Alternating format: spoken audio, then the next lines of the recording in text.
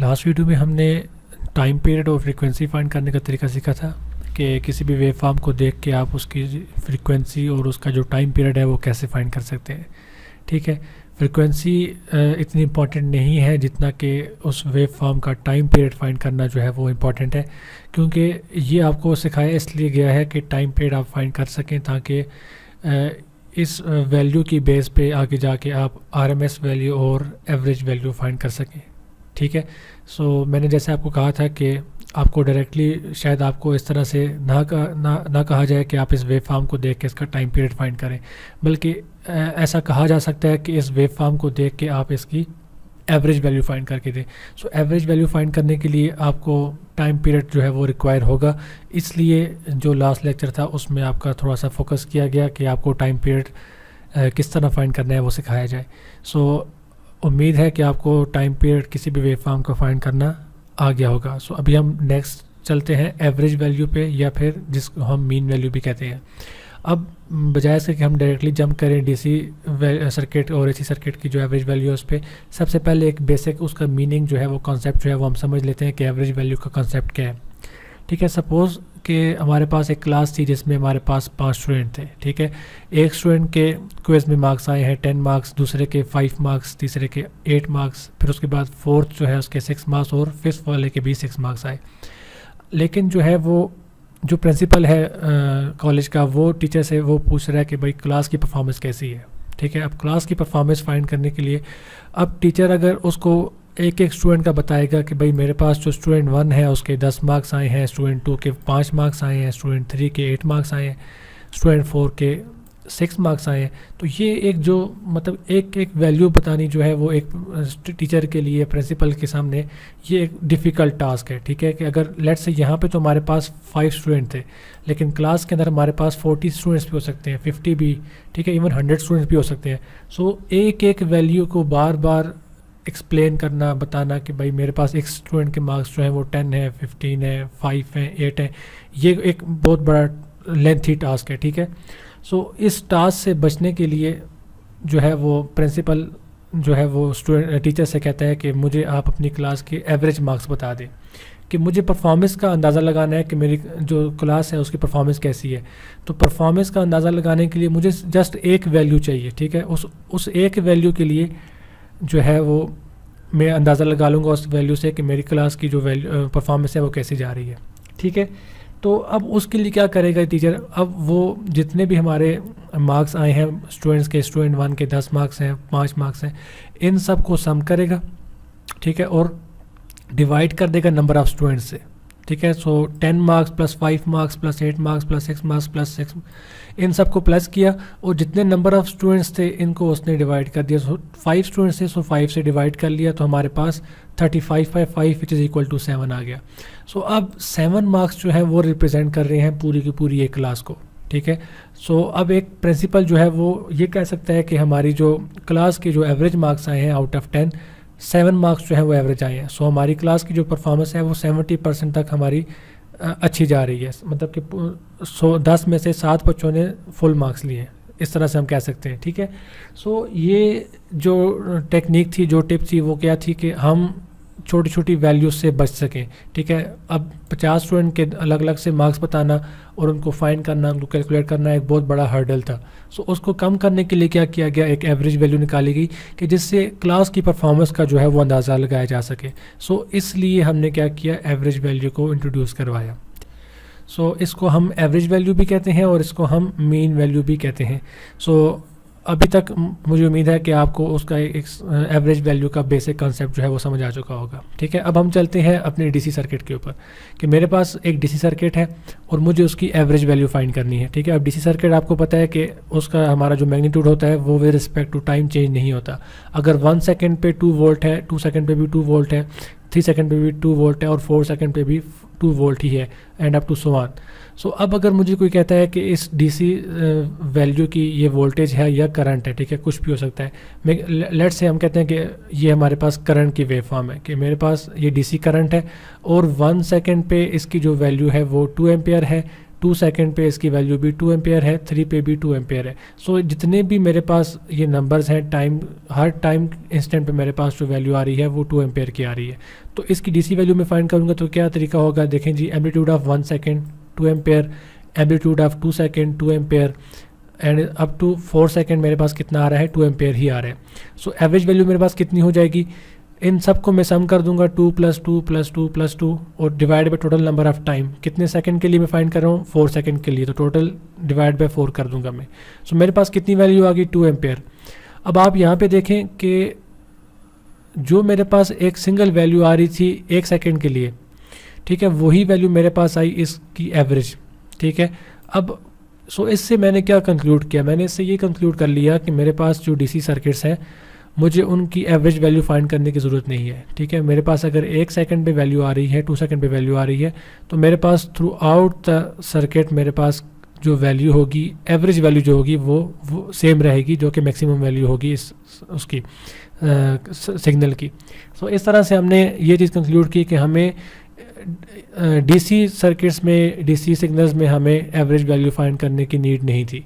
यही वजह थी कि हमने इस पोर्शन को, इस टॉपिक को, एवरेज वैल्यू को हमने डीसी सर्किट्स में इंट्रोड्यूस नहीं किया।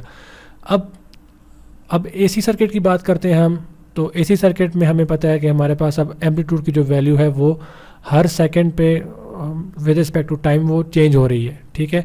देखिए यहाँ पे ये वैल्यू कांस्टेंट थी तो हमें ज़रूरत नहीं पड़ी, लेकिन अब जब हम एसी सर्किट की बात करते हैं तो हर इंस्टेंट पे वैल्यू चेंज हो रही है। पहले देखें यहाँ पे पॉजिटिव, फिर मज़ीद पॉजिटिव, फिर उसके बाद, ठीक है, डिक्रीज़ हुई, फिर उसके बाद डिक्रीज़ हुई, फिर उसके बाद दोबारा से रिवर्स होगी।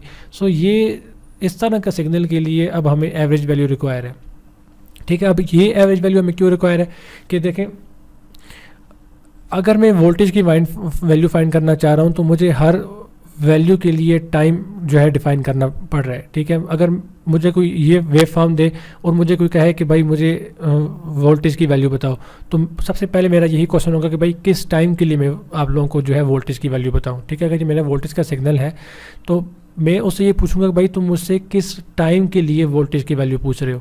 फिर वो मुझे बोलेगा कि भाई मैं यहाँ पे t1 सेकंड के लिए तुमसे पूछ रहा हूँ, तो मैं उसको t1 सेकंड के लिए बोलूँगा मेरे पास वोल्टेज की वैल्यू v1 है। फिर वो कहेगा नहीं, अच्छा मुझे तो t2 के लिए चाहिए, फिर मैं बोलूँगा ये v2 है। फिर वो t3 के लिए मुझसे पूछ रहा है तो मैं कहूँगा मेरे पास वैल्यू जो है वो v3 है। ये जो वैल्यूज़ मैं बार बार बताई जा रहा हूँ विद रिस्पेक्ट टू टाइम, ये हमारे पास जस्ट उस केस में पॉसिबल है जब मेरे पास डिस्क्रीट सिग्नल हो, ठीक है। डिस्क्रीट सिग्नल का मतलब यह है कि जब मेरे पास डिस्क्रीट टाइम हो, 1 सेकंड 2 सेकंड 3 सेकंड 4 सेकंड, तो मैं उसको बता सकता हूँ। लेकिन हम ये देखते हैं कि हमारे पास जो सिग्नल आते हैं साइनोसॉइडल वेव फॉर्म जो आती है करंट की और वोल्टेज की, ये हमारे पास डिस्क्रीट नहीं है बल्कि ये एक एनालॉग सिग्नल है, ठीक है, जो कि टाइम के हर इंस्टेंट पे डिफाइन है, ठीक है। मतलब कि 1 सेकंड से लेके 2 सेकंड तक हमारे पास इनफाइनाइट नंबर्स है, ठीक है। 1.1 1.11 1.12 1.13 1.15 1.16, मतलब कि ये इनफाइनाइट नंबर्स है हमारे पास। तो उन सब वैल्यूज़ के लिए, उन सब टाइम की वैल्यूज़ के लिए मेरे पास जो वोल्टेज की जो वैल्यू है वो फाइंड करनी जो है वो बहुत मुश्किल है, ठीक है। इस वजह से ये जो इंस्टेंटेनियस वैल्यू है इसको हम कन्वर्ट करते हैं एवरेज वैल्यू पे, ठीक है। तो मेरे पास जब एवरेज वैल्यू आ जाएगी तो मेरे पास क्या होगा, मैं उसको बता सकता हूँ कि मेरे पास वोल्टेज की जो वैल्यू है वो फॉर एग्जांपल 220 वोल्ट मेरे पास जो वैल्यू आ रही है वो एवरेज वैल्यू आ रही है। इसलिए इस कन्फ्यूजन को ख़त्म करने के लिए हम किस पे आए, हम एवरेज वैल्यू पे आए। तो एवरेज वैल्यू फाइंड करने के लिए यहाँ पे देखिए क्या होगा कि v1 + v2 + v3 up to vn जितने भी हमारे पास वैल्यूज़ हैं उन सबको हम प्लस करेंगे और divide total number of time जितना भी होगा हम उसको उससे डिवाइड कर देंगे, तो हमारे पास एवरेज वैल्यू आ जाएगी, ठीक है। अब यहाँ पे जो मैंने बात की कि आपके पास, क्योंकि ये जो सिग्नल होता है वो डिस्क्रीट नहीं होता बल्कि वो एनालॉग होता है, ठीक है। एनालॉग के लिए इन सब वैल्यूज़ को प्लस करना बहुत मुश्किल है, ठीक है, कि एक एक इंस्टेंट पे मेरे पास इनफाइनाइट वैल्यूज़ आ रही हैं, तो इन सब को प्लस करना मेरे लिए बहुत मुश्किल है, ठीक है। इन सब वैल्यूज़ के लिए मुझे एक ऐसी टेक्निक यूज़ करनी पड़ेगी कि मैं अपना एक एक वैल्यू को ऐड करने के बजाय मैं ऐसी कोई टेक्निक यूज़ करूं कि जिससे मेरे पास ये जितनी भी वैल्यूज़ हैं इन सब का मेरे पास सम आ जाए।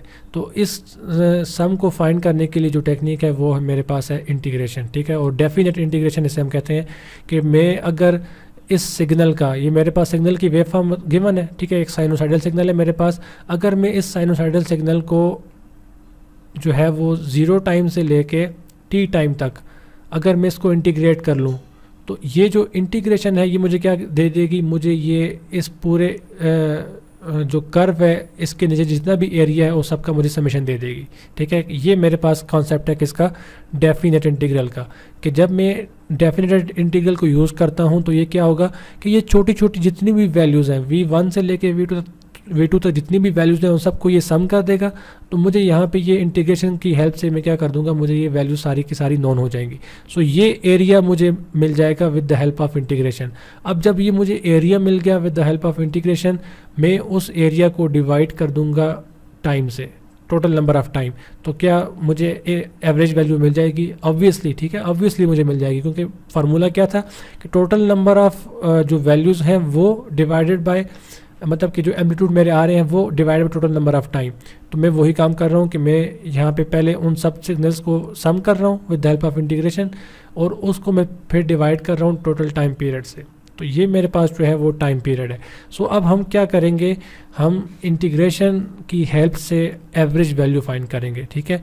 अब ये जो वैल्यू थी, ये जो फार्मूला था, ये हम यूज़ कर सकते थे उस केस के लिए जब हमारे पास डिस्क्रीट टाइम सिग्नल हो, ठीक है। लेकिन कंटिन्यूस टाइम सिग्नल के लिए हमें क्या करना पड़ेगा, इंटीग्रेशन को यूज़ करना पड़ेगा। ओके, अब यहाँ पे एक चीज़ जो बहुत इंपॉर्टेंट है और MCQs में भी आ सकती है, वो समझनी बहुत ज़रूरी है। वो ये है कि आप यहाँ पे ज़रा इसको अगर आप गौर से देखें कि जो वैल्यूज़ आपकी पॉजिटिव साइकिल में आ रही हैं, ठीक है, वही एम्पलीट्यूड की वैल्यूज़ आपके पास इस साइकिल में भी आ रही हैं, नेगेटिव साइकिल में, बट विद अपोजिट साइन, ठीक है। अपोजिट साइन का मतलब ये है कि अगर V1 पे मेरे पास वैल्यू 5 एम्पियर आ रही है तो V5 पे भी मेरे पास 5 एम्पियर ही आएगी, बट विद नेगेटिव साइन के यहाँ पे मेरे पास वैल्यू जो होगी एम्पलीट्यूड की -5 होगी, ठीक है। यहाँ पे +5, यहाँ पे -5। तो क्या होगा कि जब ये इंटीग्रेशन हम इसके ऊपर अप्लाई करेंगे तो ये +5 और ये -5 आपस में जब ऐड होंगे, +5 -5 विल गिव 0, ठीक है। सो इस सिग्नल ये वाली जो वैल्यूज़ हैं मेरी वो सारी की सारी 0 होगी। फिर उसके बाद हम V2 पे जाएंगे। V2 पे मैं कहता हूँ मेरे पास अब 5 एम्पेयर के बजाय वो 10 एम्पेयर हो गया। सो 10 एम्पेयर यहाँ पे जब मेरे पास जो वैल्यू होगी वही वैल्यू मेरे पास यहाँ पे V6 के लिए होगी और वो -10 एम्पेयर होगी। सो +10 एम्पेयर -10 एम्पेयर वो वैल्यू भी 0 हो जाएगी। सो इस तरह हम इसको कंटिन्यू करेंगे तो अप टू 0 तक, यहाँ से लेके यहाँ तक मेरे पास पॉजिटिव साइकिल में जितनी वैल्यूज़ भी आएंगी उसी के equal but with opposite sign मेरे पास यहाँ से नेगेटिव साइकिल में आ जाएंगी, ठीक है, इस नेगेटिव साइकिल में। तो अब क्या होगा कि जब मैं इंटीग्रेशन लूँगा तो मेरे पास फुल साइकिल के लिए जो इंटीग्रेशन की जो वैल्यू आएगी वो मेरे पास 0 आ जाएगी, ठीक है। सो ये एक कॉन्सेप्ट है, बहुत इंपॉर्टेंट है कि जब भी आप किसी भी साइनोसाइडल सिग्नल को, वोल्टेज को या करंट को फुल साइकिल के लिए उसकी एवरेज वैल्यू फाइंड करना चाहेंगे तो वो ऑलवेज 0 होगी, ठीक है, क्योंकि जितना एरिया आपका पॉजिटिव साइकिल में होगा उतना एरिया आपका नेगेटिव साइकिल में होगा, तो वो एक दूसरे को कैंसिल कर लेंगे, ठीक है। कैंसिल करने के बाद हमारे पास क्या होगा, एवरेज वैल्यू फुल साइकिल के लिए हमेशा क्या होगी, 0 होगी, ठीक है। इसको अपने पास नोट कर लें, इसको माइंड में बिठा लें कि फुल साइकिल के लिए हमेशा हमारे पास जो एवरेज वैल्यू होगी वो AC सिग्नल में करंट की या वोल्टेज की वो हमेशा क्या होगी, 0 होगी। सो अब हमने क्या किया, हमने ये कह दिया कि अब हम, क्योंकि 0 वैल्यू तो हमें रिक्वायर नहीं थी, हमें तो 0 वैल्यू से हमें कोई इन्फॉर्मेशन नहीं मिल रही।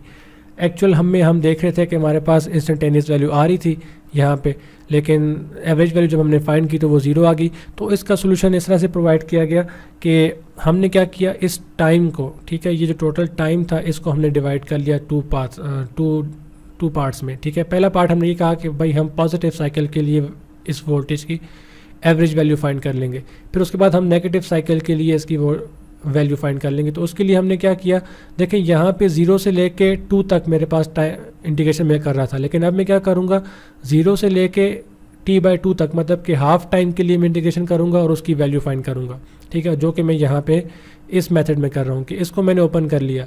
ये आप कैलकुलस में आपने इसको पढ़ा होगा कि आप फुल टाइम को जब आप हाफ पार्ट्स में डिवाइड करते हैं तो आप इसको इस मेथड से कर सकते हैं, ठीक है।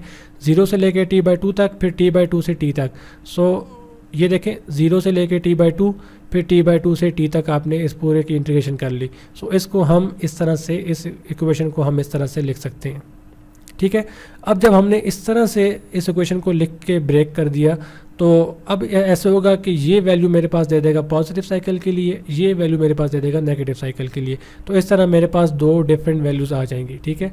अब डिफरेंट इन अ सेंस कि मेरे पास बेशक ये दोनों वैल्यू सेम होंगी, लेकिन ये है कि मुझे अब इतना पता चल जाएगा कि मेरे पास हाफ साइकिल के लिए कितनी वैल्यू आ रही है।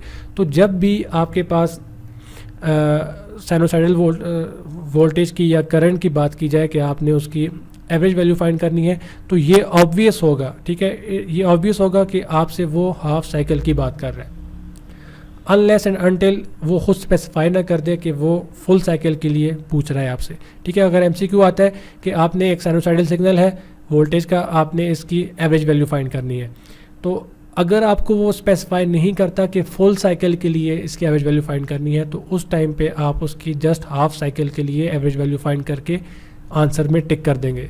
लेकिन अगर वो कहता है कि for a full cycle average value of sinusoidal voltage is, ठीक है, तो उस टाइम पे आपकी जो वैल्यू होगी वो 0 वोल्ट हो जाएगी, ठीक है। सो ये पॉइंट आपके माइंड में होना चाहिए। अब हाफ साइकिल के लिए हम जो वैल्यू फाइंड करेंगे वो एक्चुअली हमारी होगी किसकी, साइनोसाइडल वोल्टेज की या सिग्नल की हमारी एवरेज वैल्यू। तो उसके लिए देखें, या हम ये वैल्यू यूज़ कर लें या हम ये वैल्यू यूज़ कर लें, वो हमारे पास हाफ साइकिल की वैल्यू आ जाएगी। लेकिन अब इससे इशू क्या होगा, इससे इशू ये होगा कि अगर हम जस्ट इस वैल्यू को ले रहे हैं तो वो हमारे पास हाफ साइकिल की वैल्यू आ रही है, हमारे पास फुल साइकिल की वैल्यू नहीं आ रही। तो उसके लिए हमें क्या करना पड़ेगा कि मेरे पास जो एम्पलीट्यूड की वैल्यू हाफ साइकिल में आ रही है उसको अगर मैं 2 से मल्टीप्लाई कर दूं, ठीक है, मतलब कि उसको मैं डबल कर दूं, तो मेरे पास वो फुल साइकिल की वैल्यू बन सकती है, ठीक है। ऐसा ही है कि मेरे पास वी ऑफ टी एक हाफ साइकिल की वैल्यू है, अगर मैं उसको 2 से मल्टीप्लाई कर दूं तो वो मेरे पास फुल साइकिल की वैल्यूज़ आ जाएंगी। तो उसके लिए मैंने क्या किया, इसकी मॉडिफिकेशन कर ली, मॉडिफिकेशन करके मैंने इसको 2 इंटू वी ऑफ टी से मल्टीप्लाई कर दिया, ठीक है। या फिर इसको मैं 2 को बाहर ले आऊँ, इंटीग्रेशन से कांस्टेंट वैल्यू है उसको मैं बाहर लेके आ सकता हूँ।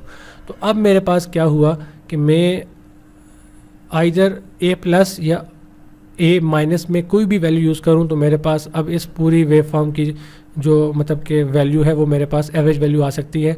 तो अब मेरे पास जो वैल्यू होगी वो डबल होके वही वैल्यू बन जाएगी, ठीक है। सो अब हमारे पास क्या हुआ कि हमने जो फार्मूला फाइंड किया वो आ गया 2/t इंटीग्रल ऑफ 0 से लेके t/2 तक और v of t d of t. So यहाँ पे मेरे पास जो फार्मूला आ गया एवरेज वैल्यू का वो ये फार्मूला आ गया। सो अभी आपने क्या करना है, ठीक है। अब अगर यहाँ पे चले मैं सपोज कर लेते हैं कि हमारे पास यहाँ पे क्या था, साइनोसाइडल सिग्नल था, एक साइन वेव थी।